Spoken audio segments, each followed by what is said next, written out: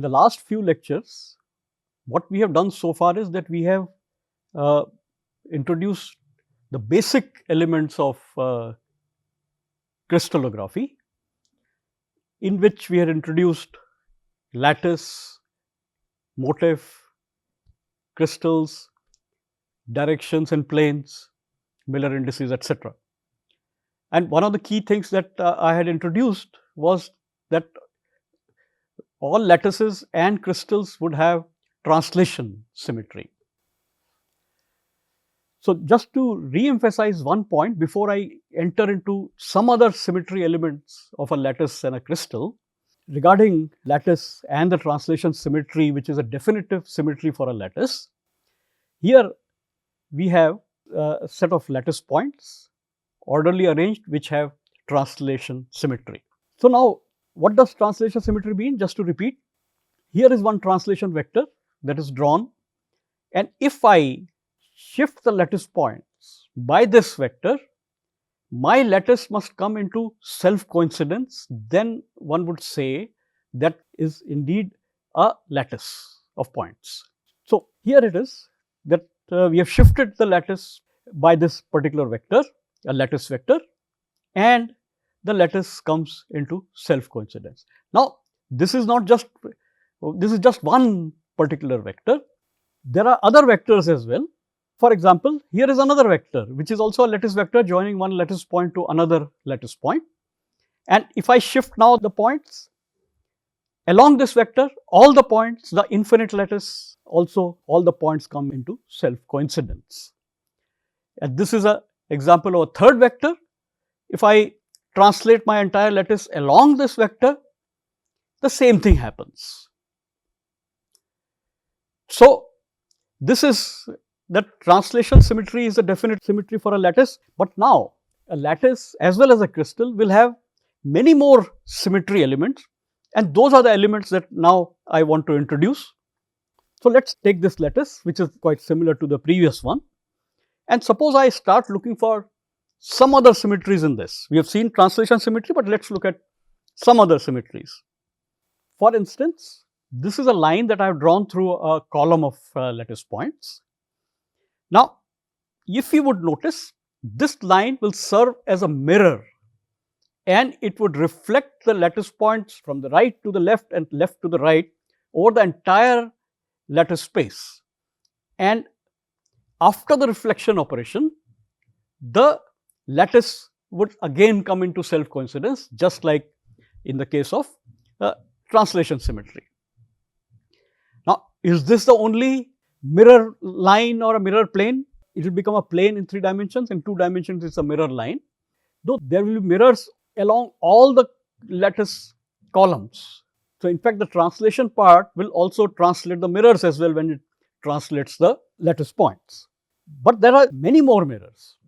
There would be a mirror in between the 2 mirrors which were passing along the columns, the lattice point columns. This is a third mirror that I have drawn, and this also will reflect the lattice points from either side into self coincidence.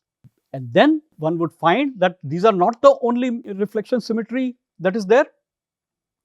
I can find horizontal mirrors, and again these horizontal mirrors, as you can see, would be drawn over the entire lattice space. So, I am just showing some set, but all the horizontal rows would have mirror planes, and in between the horizontal rows of lattice points there will be mirror planes.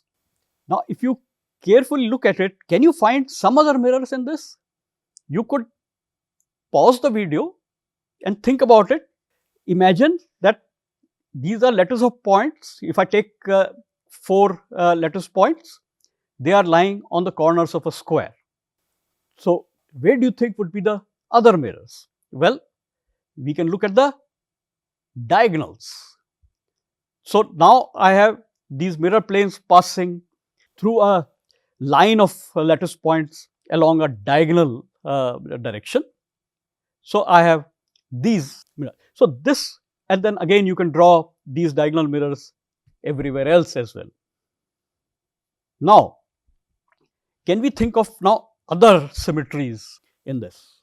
So, remember that now where the mirrors are intersecting, there is forming a kind of a square. Now, if I rotate the square about certain axes through a certain angle, then also I can bring this set of points into self-coincidence. So, for instance, here is one such where I have drawn a small square to indicate that the rotation point or the rotation axis which is normal to the figure, a 90-degree rotation would bring this lattice points into self-coincidence. So, every 90 degrees I can keep rotating about the center or the what we can call it as a rotation axis through 90 degrees, it will come into self-coincidence. And these are not the only rotation symmetries we will find, there are other positions. So, what we find here that all the centers of all the lattice points have a rotation symmetry of 90 degrees, which incidentally, as we will see soon, is also called as a fourfold rotational symmetry. And there is yet another fourfold rotation symmetries. If you can look at it carefully, where do you think would be the another fourfold symmetry? Well, another fourfold symmetry is right in the center where there is no lattice point, but it is in the middle of these four lattice points around which you have fourfold rotational symmetry or 90-degree rotation. So, we give 90-degree rotation and about that axis or the point, and the lattice points will come into self-coincidence. Now, consider that even now we are not complete. There are still some more rotational symmetries present in this particular lattice. And if we look at it, if I look at the centers of the edges that are formed by the intersection of the mirrors, there is another rotation symmetry which is different from the previous set of rotational symmetries which you had to rotate through 90 degrees. Here one would need to rotate by 180 degrees to bring the lattice into self-coincidence. And just because of the symmetry of this entire lattice, one would find some more of these 180-degree rotations, which again incidentally will refer it to as twofold rotational symmetries, which I will be explaining soon. So, all the other centers in between the two fourfold rotation symmetries would also have this 180-degree rotational symmetry. So, now this completes the rotational symmetries that are present and the mirror planes that are present in this particular lattice. Now, I am not going to talk about other symmetries that may be present in this lattice. Now, what shall we call this? If we can say a two-dimensional crystal system, what should we call it? Well, let us first look at what are the possible unit cells, and we know that we can have an infinite number of unit cells, but this is one of the unit cells that I can draw, where the axes of the unit cell A and B are at 90 degrees to each other, and the axes are also, or the magnitude of the axes are equal. Though this looks like a rectangle, but let us assume that actually the lattice points are lying on the corners of a square. And this is one more way I can put the unit cell, where now in this particular unit cell A is not equal to B, and the angle between them is also not 90 degrees. So, what I am trying to say in this is that you can choose any unit cell you want, but the symmetries will remain unchanged. And therefore, the crystal system to which we should put this lattice should be based on symmetry and not on the choice of the unit cell that, as I had earlier stated a few times. And in fact, in 2 dimensions, if a lattice is possessing the fourfold symmetry, then we call that as a square crystal system, regardless of the choice of your unit cell. But though the natural choice for the unit cell for the square crystal system would be the primitive square unit cell that I have drawn, where A is equal to B and the angle between axes A and B is 90 degrees. So, this would be a natural choice, but if for some reason you choose the second unit cell, or for that matter any other unit cell, that is fine. But the lattice would remain as the square crystal system, which is based on that it must possess as a minimum one fourfold rotational symmetry, which is basically 90-degree rotational symmetry. Now, just examine this second unit cell in which A not equal to B is and theta, and the angle between them is also not 90 degrees. If you just examine them, there are constraints on this unit cell as well. When I say constraint, so for example, in the square cell, A is equal to B, this is a constraint that has been put on the dimensions of the unit cell or the parameters of the unit cell, and this constraint is coming as a result of the rotational symmetry of 90 degrees. And if you look at the second unit cell, even though I have written here A not equal to B, actually there is a constraint. So, think about it, that the A axis is nothing but the diagonal of the square unit cell, which means that there is a constraint on what magnitude A can take with respect to B. So, for that matter, there is a relationship between A and B. So, therefore, there is a constraint, and this constraint very clearly would be A upon B is equal to square root of 2, and this constraint is coming again from the rotational symmetry, and hence we would call this as a square crystal system regardless of whatever unit cell you choose. Even if you choose some other unit cell, there would still be constraints on the parameters A and B, and in fact there is a constraint on the angle as well. For a square cell, this angle as written as not 90 degrees, actually in fact it is 45 degrees.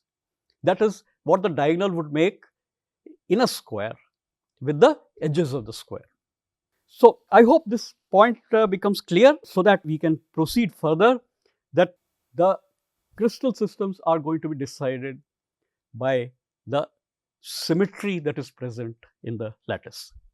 Now, let us come to a little bit more detailed discussion on these symmetries like rotation, reflection, and we will see that there are other symmetries as well. So, first one is clear now, that unit cells, or rather lattices and crystals, would have translation symmetry, which has to be present for something to be called as a lattice of points. Now, I am going to introduce something called as point symmetries.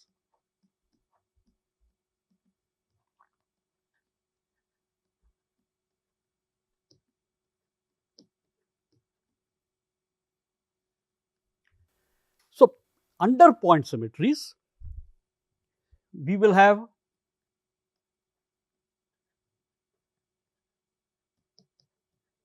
rotation symmetry,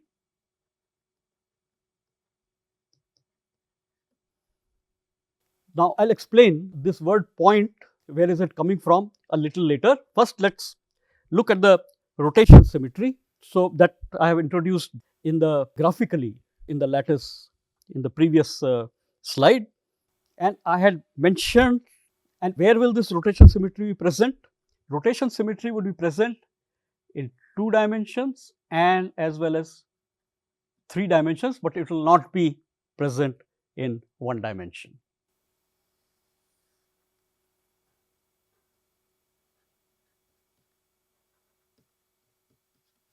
Now, we need to understand what I had used the word n-fold or 4-fold rotational symmetry, which I am going to generalize it as 4-fold rotation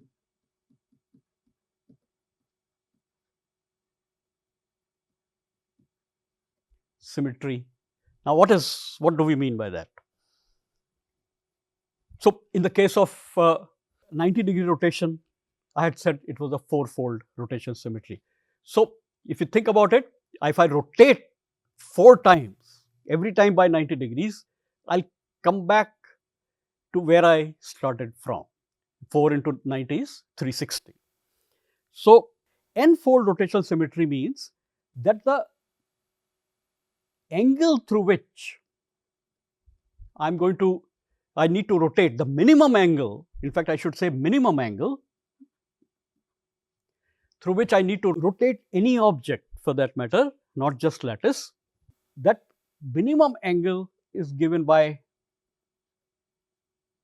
2 pi by n, where n is an integer. So, n can take up values 1, 2, 3, 4, 5 and so on. So, which means, let us see. So, when I say 4-fold, n is equal to 4. So, 2 pi upon 4 will give me pi by 2. So, therefore, 4-fold would give me a minimum rotation of pi by 2 or 90 degrees. Now, suppose we just look at what is 1-fold. Now, 1-fold is 2 pi upon 1, n is equal to 1.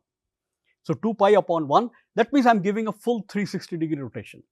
Now, all objects would have 1-fold rotational symmetry, because they will come into self coincidence after a rotation of 360 degrees about any axis or about any point.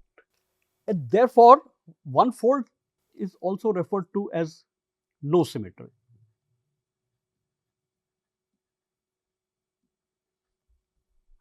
Now, any rotational symmetry axis, any n-fold rotational symmetry axis will have number of individual operations.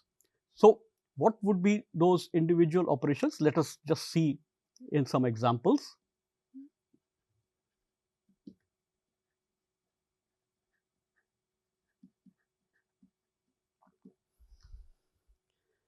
So, let us say if I look at 2-fold. So, 2-fold means that I can get alpha to be 2 pi upon 2, which is pi. So, one of the operations is 180 degree rotation, which I can put as a set of operations. So, one of the operations is pi, then another pi, which means that I can also rotate by 2 pi, that is the second operation. So, these are the two individual operations that are possible for a 2-fold rotational symmetry. Now, 2 pi can also be written as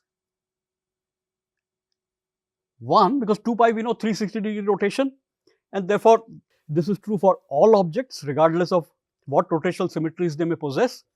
So, it is 1, or sometimes it is also referred to as E to represent identity.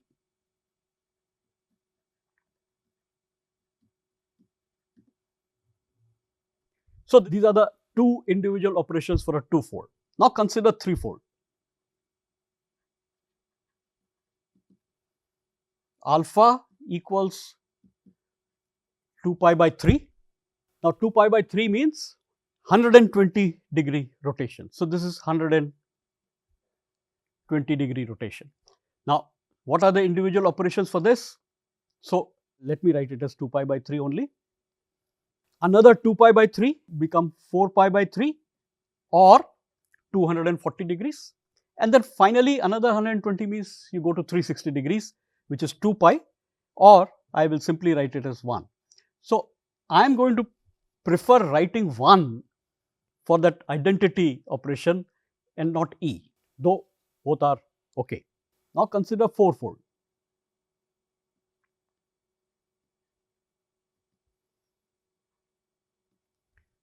So, here alpha is 2 pi by 4 or 90 degrees or simply pi by 2.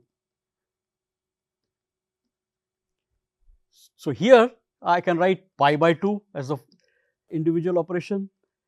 Another pi by 2 means pi. So, 180 degree rotation is also permissible. Then 3 pi by 2, 270 degrees, and finally the identity operation 1. And if I also look at 5-fold, so alpha is 2 pi upon 5 and which is 72 degrees. And one should be able to write 2 pi by 5 and so on, 4 more operations that you should be able to write. Now you would be able to write in general for n-fold as well. So, in principle n can be any natural number, but we will see that there are going to be restrictions placed on the value of n a little later. So, this was something on point symmetries which are applicable to 2 dimensions and 3 dimensions. Now consider the reflection symmetry.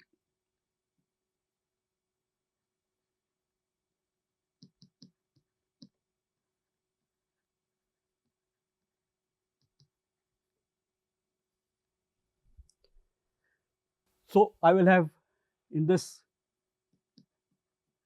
mirror lines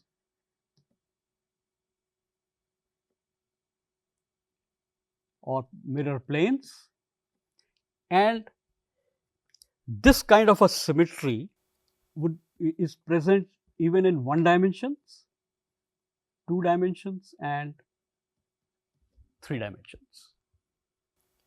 So, that example that we have already seen. Now, typically I am going to use a symbol like M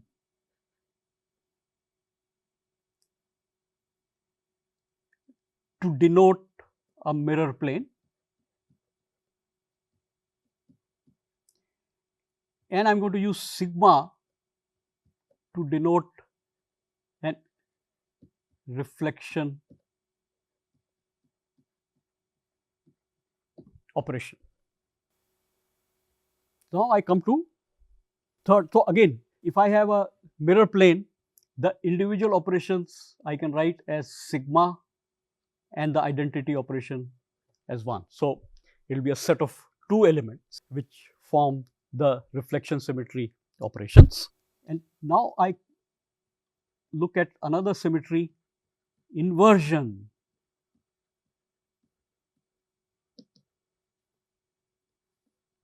And this is present in 3 dimensions. It is not present in 1 dimension or 2 dimensions. In a way, 2 dimensions does have it, but it is somewhat different from 3 dimensions, so we don't use it. So, what is inversion symmetry? So, inversion symmetry has an inversion center.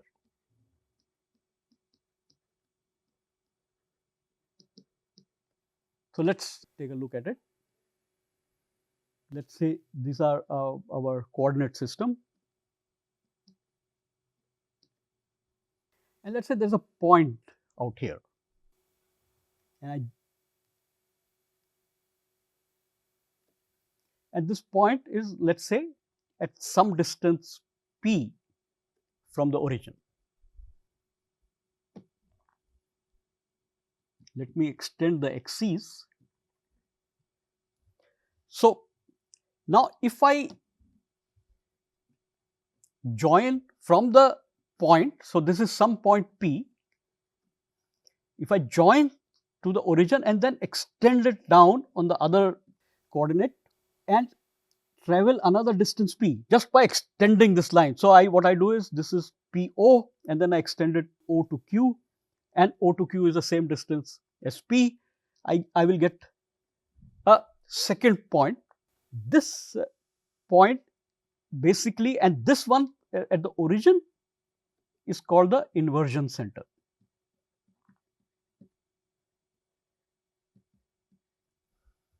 Now, what this inversion center will do, we have this concept of objects being right-handed or left-handed. So, if I have an object out here which is right-handed, this will become left-handed after going through the inversion center. Same thing is true for reflection symmetry. There would be a change, right-handed changing to left-handed.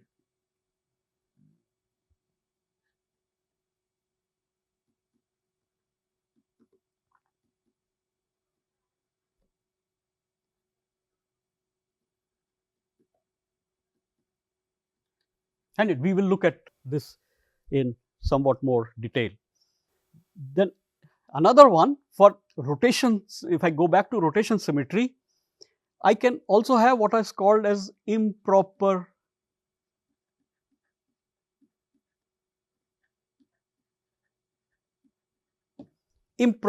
rotation.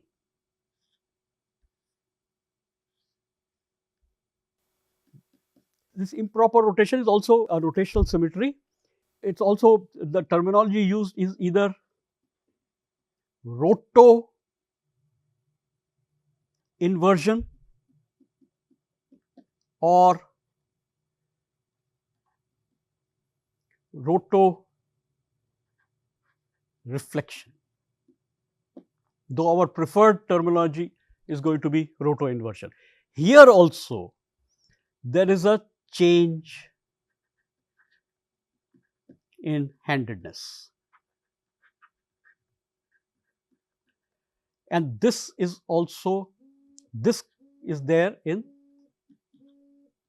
3 dimensions.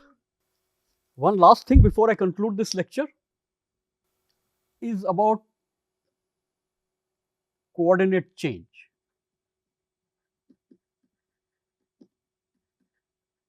After a symmetry operation.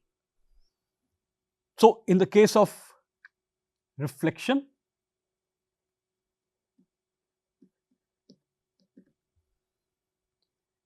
if I started out with points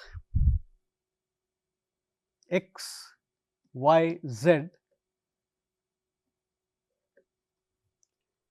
the change in coordinates would be, one coordinate will be changed. Let us say x changes, suppose, and so it changes sign. So, it becomes x bar, y, z, where y, z is the mirror plane. So, this is one coordinate change. In the case of rotation, there will be 2 coordinates changing. So, x changes, let us say, to minus x, which is indicated by putting a bar, y changes to minus y or bar y, and z sign remains the same, z being the rotation axis. If I look at inversion,